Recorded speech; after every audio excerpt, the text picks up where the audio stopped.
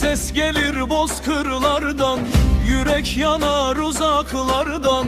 Aynı göğe bakar bugün bütün Türk'ün evlatları. Bir ses gelir bozkırlardan, yürek yanar uzaklardan. Aynı göğe bakar bugün bütün Türk'ün evlatları. Doğu Türkistan ağlarsa gece olur, Türkmeneli susarsa gönül yorulur. Bir milletin duasıyız, aynı kökün dallarız.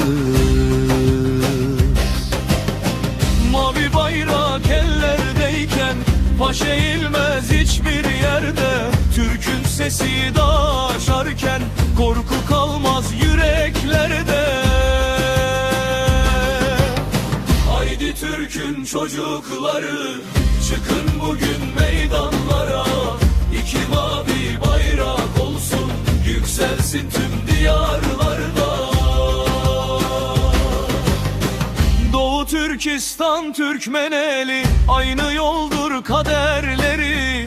Bir olursa Türk'ün kalbi, yıkılmaz hiçbir güç geri.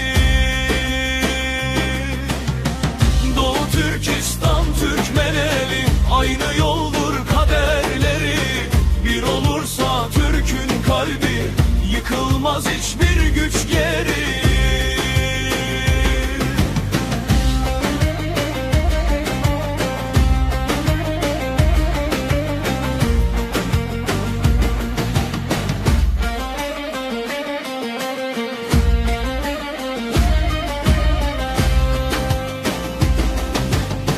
Rüzgar taşır eski sesi, tarihten gelen nefesi.